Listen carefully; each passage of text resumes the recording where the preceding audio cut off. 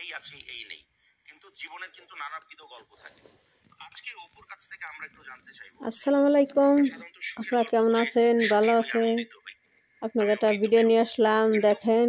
অপু বিশ্বাসের মানে অল্প একটু গল্প কথা শোনাই, যে মানুষে মানে অপু বিশ্বাস হওয়া, একজন ঢালিউড কুইন অপু বিশ্বাস হওয়া কিন্তু চারটিখানি কথা তো নয়, পাশাপাশি এত সহজ কথাও ছিল না। তা আমি একটু অপুর স্ট্রাগলের গল্পটা শুনতে চাই এবং দর্শকদেরকে জানাতে চাই।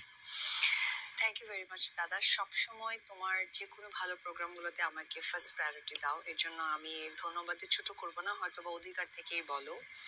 এ পর্যন্ত তোমার বর্তমান পরিচয় থেকে বিগত পরিচয় যদি বলে থাকি, তুমি অনেক ভালো একজন উপস্থাপক। Thank you.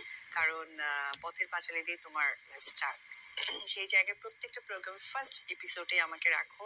I am really, কি বলবো দাদা, অনার এবং তোমার আদরের বোন, এটাই মনে হয়।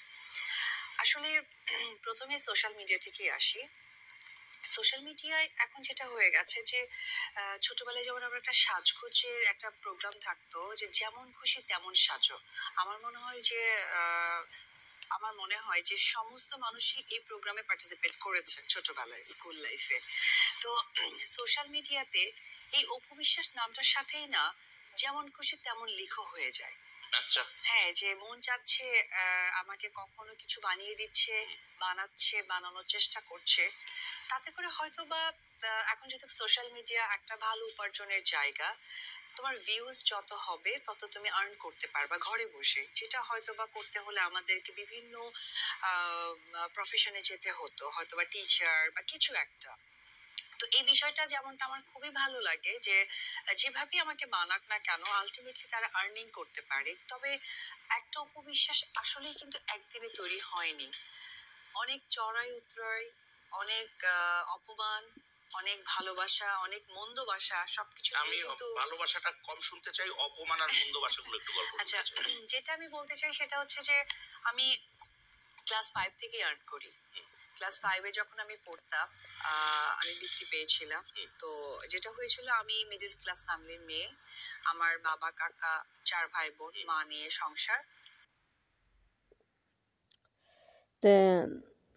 দেখলেন তো, অপু বিশ্বাসের মনে করে মানুষে ছোটকালেও অপু বিশ্বাসই করছে, তো সেই কথার সংসারের দিকে আছে।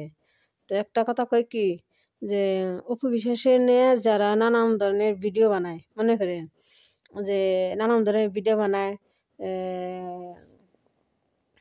কেউ খারাপ বানায়, এর ছবি ওর নাগে, ওর ছবি ওর নাগে দেয়, মানে খারাপ ধরনের অপু বিশ্বাসের নিয়ে ছবি বানায় বুবলির ভক্তরা।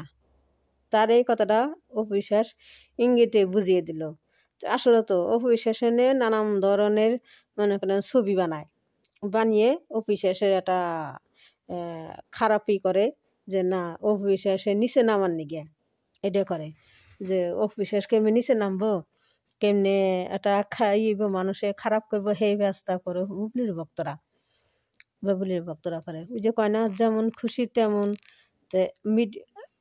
তাই তো অভিশেষের একটা খারাপ ভিডিও বানিয়ে সাইডে দেয়, এই অভিশেষ ভালো না, অভিশেষ দেখা কেমন ছবি তুলছে, কেমন ই করছে, এইসব কথা বাইকেরে দেয় বুবলির ভক্তরা, বুঝছেন?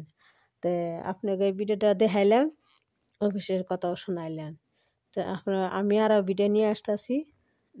আসসালামু আলাইকুম, আপনারা ভালো থাকেন, আপনারা লাইক করেন, কমেন্ট করেন, আরও বিশেষ কিছু কথা শোনাইলাম, এই কথা শুনেন।